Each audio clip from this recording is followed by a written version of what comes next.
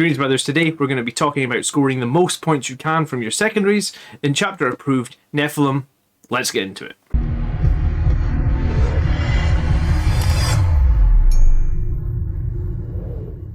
So before we get started, I am John, the Blood Angels Commander, and every week on this channel we put a tactics video designed to help you be a better Blood Angels player. We also have painting streams and live games and all sorts of shenanigans, and we have a pretty big Discord. So consider subscribing, jump into some of the links below this video, and let's talk about Chapter Approved Nephilim tournament scoring data. Right, so let's start by talking about the scoring problem. On the right hand side here, I have basically the current win rate of all armies in 9th edition in Nephilim, and this is basically taken from Auspec's Tactics channel. If you haven't checked out Auspec Tactics, you should. He is a great 40k channel. However, I want to say I'm more specialised in Blood Angels. But what Auspex has showed us here is Harlequins, Tyranids, Necrons, Sisters of Battle, and to a lesser extent Imperial Knights are all well above 50% win rate. Blood Angels are sitting here right sort of middle of the pack on 49%, which I think is kind of where you would want everybody. You would want every chapter to be on 50%, 49, give or take a bit. So we know that there's some really powerful enemies in terms of scoring and also in terms of just how strong they are. You know, since the last release of Nephilim and the last seasons of Point Balance, we have seen some improvements, because I think there was a few armies that were almost up, like Tyranids were almost at 70%. So 9th has generally been improving, but there is those few outliers that continue to score really well, and an example of that could be Sisters of Battle. They aren't super durable. Every time I play them, I just about wipe them off the table, but if they just hold 1 or 2 objectives and have a bunch of Miracle Dice spent, they're going to get 90 points per game, so it's going to be very difficult to get the wins. Tyranids have a harder time scoring, but their army still does so much damage. Every unit is brilliant. They all throw out mortal wounds. They're so difficult to deal with for a Blood Angels player. And we've got loads of other armies that are actually suffering a lot more than us. You can see here from the win rate, Orcs are really suffering because their -1 AP is on most of their units is now kind of useless into Armour of Contempt. Space Wolves and Grey Knights are lower than I would expected, and Black Templars as well have been, you know, from being the strongest Marine chapter, they're really struggling to score effectively now, even with their very flexible vows. So what I thought I'd do is I would look around the secondaries and maybe think about how we can use secondaries to improve our game and score as high or score as many points as possible. So what we've got here then is a bunch of, well, basically every secondary, all the Blood Angel secondary, all the Adeptus Astartes secondary, and then in the next slide we've got all the generic ones. That would be stuff like No Prisoners, Bring It Down, etc. And what I've got here is pick rate in competitive play, and basically the average number of points that you're getting from picking these secondaries. So, Blood Angels, for example, we all know Relentless Assault is a great secondary. You can sometimes score 4 victory points with like a single unit getting their toe into the enemy deployment zone. So it's averaging us 10.72 points, and it's chosen 56% of the time. So a lot of Blood Angels players are picking this. Fury of the Lost is one that I wasn't so sure about, but it turns out it's actually our second best secondary. I guess you probably need to have 4 Death Company units to really make it effective, but if you do, you can score very high, 9.57. And I'd say for these secondaries, anything that's scoring close to 10 sounds really good in Nephilim. It's hard to score points. It's harder than it was. Maybe not for some of the other factions, but for us it is. So any secondary that you think is going to give you 10 points sort of solidly, and if you can pick 3 secondaries before the game, you can feel like I can get 10 in all 3 of these. You set yourself up really well to win the game, right? Another one that's scoring better than I thought might be, down on a 17% pick rate, is Death from Above. So this would be if you're killing units with your units are arriving from Deep Strike or Reserve. So obviously this could combo with Wings of Fire or Guerrilla Tactics. And again, honestly, 8.39 is higher than I would have expected. I don't reserve too many units, and I don't think a 9-inch charge is reliable. Some of this data may have been when you were able to make that charge with the 2 inches. So basically, rather than needing an 8, you would have needed a 7 with a reroll. But Death from Above is also scoring pretty well. And then the surprising one for me is Blade of Sanguinius. Blade of Sanguinius is a secondary that a lot of people are leaning into. A lot of people think Astrath is a brilliant character to do this with. What the averages from tournament play are saying, it's picked basically a third of the time, and it's averaging only 7.5. So when you think about averaging just 7.5, the conditions are 5 points for killing the enemy character, 10 points for killing it with melee, and then 15 points for killing it with your character. So either what's happening is people are struggling to make the, if half the players just killed them for 5 points and the other half killed them for 10 points, that would be 7.5 with like no one getting the full 15. So arguably if some people are getting the full 15, then it feels like there's a lot of players that are either only making 5 points or no points for Blade of Sanguinius. And sometimes, yes, there is definitely games where you could pick a melee character or a frontline character that the opponent are going to have to come against you with, and you could score for that. But the pick rate isn't so high. It's nowhere near Relentless Assault pick rate. So, it's getting picked a third compared to almost, I guess, like 6/10, 5.5/10.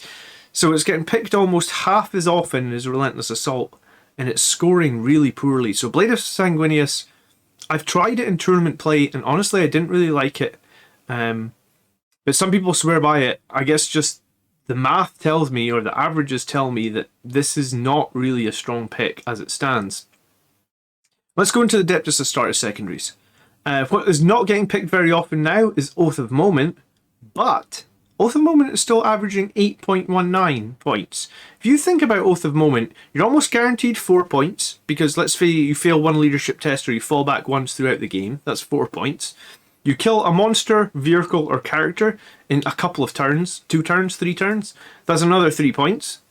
And then you're in the middle of the map once or twice, wholly within the 6 inches of the centre, that's another couple of points. So Oath of Moment, although it's not getting picked much, is still a solid 8. So I've kind of moved away from Oath of Moment. I don't take it very often, and obviously you need to be core, so you can't hold the middle with that giant blob of Centurions, unless of course they're backed up with a Sanguinary Priest, because the character would count as being wholly within the middle. So Oath of Moment actually doesn't seem too bad. Unfortunately it doesn't combo very well with Relentless Assault, but Oath of Moment is the standout still for the Space Marines. Shock Tactics is very low at 6.46, and I think the problem with Shock Tactics is you never score at the end of the game, so essentially you only really get 4 turns of 3 points to score. And maybe if it had that other turn, sort of end of the game, it would be more like an 8. So Shock Tactics is maybe one to watch if they change it, but right now it's terrible. And Codex Warfare is...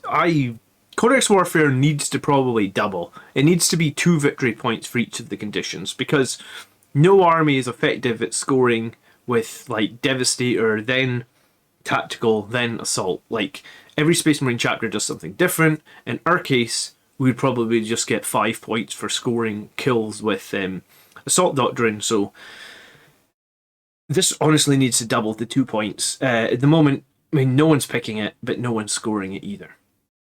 Now, if you're getting any value out of today's video, please do hit that like button and consider sharing it with a friend. That does really help me out.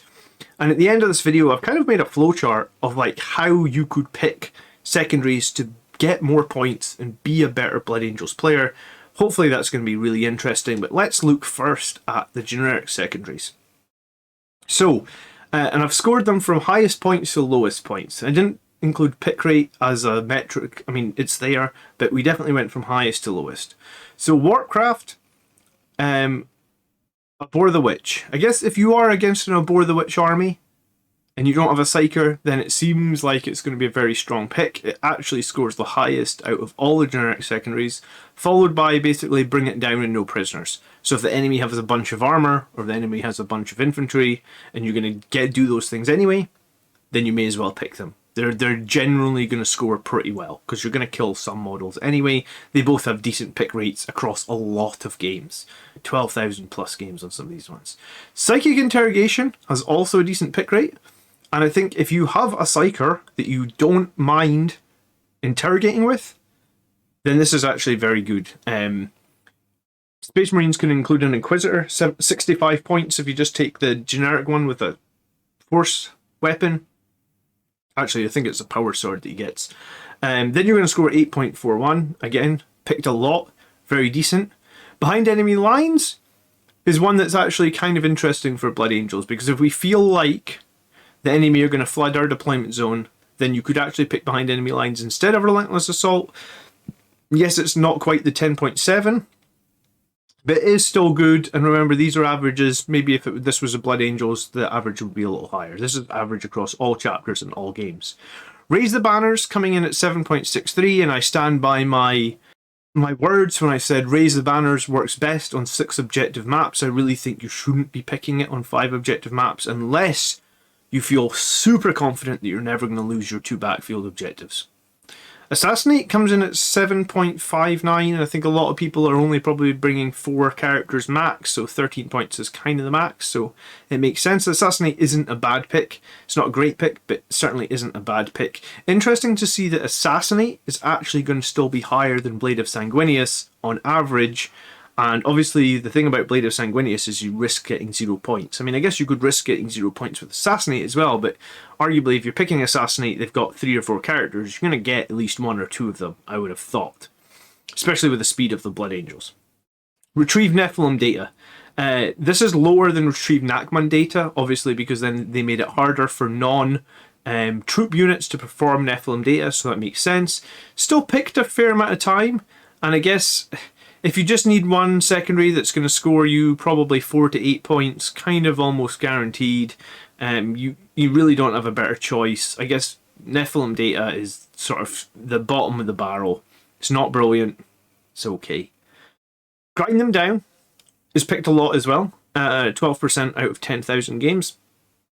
I think Grind them down is probably good for some armies, like Space Marines. We don't have a lot of units. Custodes, you don't have a lot of units, so maybe they're scoring a bit higher, and some of these other armies are scoring a bit lower, but 6.6 on average is generally pretty poor. I guess avoid Grind Me Down unless there's literally nothing else you can take. And Engage on All Fronts, again, picked a lot of times, 17% out of 13,000 games, but scoring really poorly as well. Engage on All Fronts seems like one that I think I would just avoid if at all possible. Behind enemy lines or Relentless Assault, if you're going for one of those map control ones, feels like it's just always going to be better for Blood Angels. There may be an odd case where you can get an Engage on All Fronts list where you can hide something in the corner of the map. It's possible, but the numbers here are saying it's pretty bad. So I just get a quick overview, and this overview really motivated me to create this flowchart, which I'm going to share with you in a minute. So Blade of Sanguinius, although people love it, and it's the second highest in terms of pick rate for Blood Angels, it really seems like a throw of the dice / gamble, and maybe you don't want a gamble like that in tournament play. It's considerably less than Death from Above and Fury of the Lost, which is surprising because I didn't really like either of those. Relentless Assault is a very strong pick, which we all knew. Comparing it to Behind Enemy Lines, it's not bad either. Unfortunately, obviously, Relentless Assault, Behind Enemy Lines don't really synergize with Oath of Moment, which continues to perform well, even if it's picked less. A secondary that averages 8.19 isn't bad, you know. This is averages, so this is also including games where people are getting completely destroyed, you know, and losing games. So this seems not bad at all. Bring It Down, Aboard the Witch, No Prisoners. Against the appropriate lists are sort of best in category. We could have kind of figured that out ourselves. Psychic Interrogation, if you can build a list around it, and I think you totally can as a Blood Angels player. You know, like I've been including Voidsmen or Servitors, or some people are including Assault Squads to get maybe to do actions, or maybe to do like Behind Enemy Lines, or what's the other one? Retrieve Nachman data. Psychic Interrogation is going to cost you just 65 points to bring an extra Psyker. Yes, you open up yourself to Assassinate, but I would imagine your Inquisitor is just going to hide all game and interrogate. Averaging 8.41, pretty decent. Yeah, Raise the Banners, only a 6 objective map. Assassinate sort of hanging on 7.5, and obviously they've coloured coded these as they go down in strength. Nephilim data sitting right down there with Grind Them Down and Engage on All Fronts, and then Shock Tactics and Codex Warfare are a joke. Codex Warfare has been a joke since it came out. I don't understand why it's been left through so many editions, or so many seasons rather. So here in all its glory is my flowchart, and I'll run through it very quickly. But I guess the idea is that if you are on the clock, you need to pick secondaries quickly, you don't have much time, you're at a tournament, you just want to know what is reliable, then you could run through this. The one thing to be aware of is that I don't mention any of the secondary categories. That's up to you. Obviously, you need to check that you can't take two from the same category. However, here's a bunch of questions. Use the questions to pick basically the highest scoring secondaries. Is the opponent's deployment zone breachable? Yes. Will they be breaching ours? No. Take Relentless Assault? Yes. Take behind enemy lines. Can we hold the center of the map with a core character unit? Yes. We're taking Omeneth of Moment. No. Do we have 4 distinct Death Company units? Yes. We'll take Fury of the Lost. No. Do we have lots of reinforcements? Yes. We'll take Death from Above. No. Are there any of these secondaries which are viable? Bring it down, Abhor the Witch, no prisoners. Yes. We're going to pick whichever one's viable. No. Do we have any Psyker whose power we need to win the battle? Yes. Take Psychic Interrogation.